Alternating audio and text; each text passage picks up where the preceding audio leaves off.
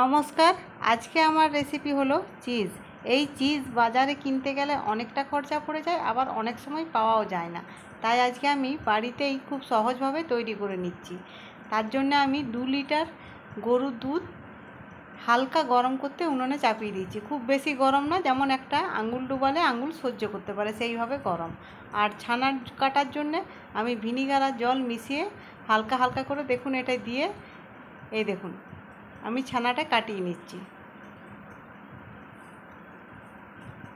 এইভাবে আমি ছানাটা কাটিয়ে নিলাম। আর চিজের ছানা এই দেখুন থকথকে আর কাদার মতো হবে। আমার যেহেতু দুধটা অনেকটা আছে, যার জন্য আমি কিছুটা চিজ আর কিছুটা পনির করব। এখন আমি আপনাদেরকে চিজটা দেখাচ্ছি। এরপর চিজের ছানাটা দুধের থেকে বের করে এই দেখুন এইভাবে হাতে করে জলটা একদম নিংড়ে নিংড়ে বের করে নিতে হবে।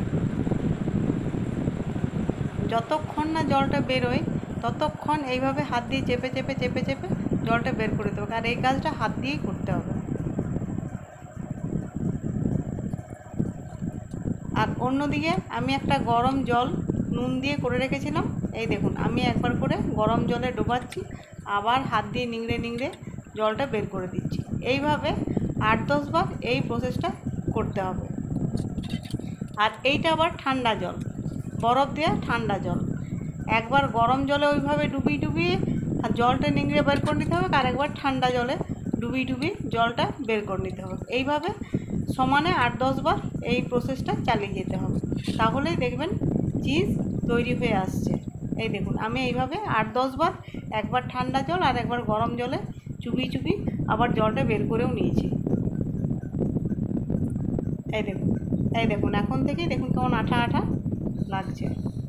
এইভাবে করে আমি একটা প্লাস্টিকে মুড়ে ফ্রিজে ঘন্টা 3-এর জন্য সেট হতে রেখে দিচ্ছি। এরপর এই দেখুন 3 ঘন্টা পর আমি বের করে দেখাচ্ছি আপনাদেরকে। এই দেখুন কত সুন্দর হয়েছে দেখুন। এই দেখুন আমি একটা ছুরি দিয়ে কেটে আপনাদেরকে দেখাচ্ছি। একদম দোকানের মতোই হয়েছে।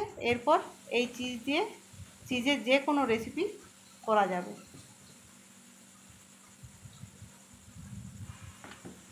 এই দেখুন একদম দোকানের মতোই চিজ বাড়িতেই খুব সহজেই তৈরি হয়ে গেছে। ধন্যবাদ আপনাদেরকে আমার এই ভিডিওটি দেখার জন্য।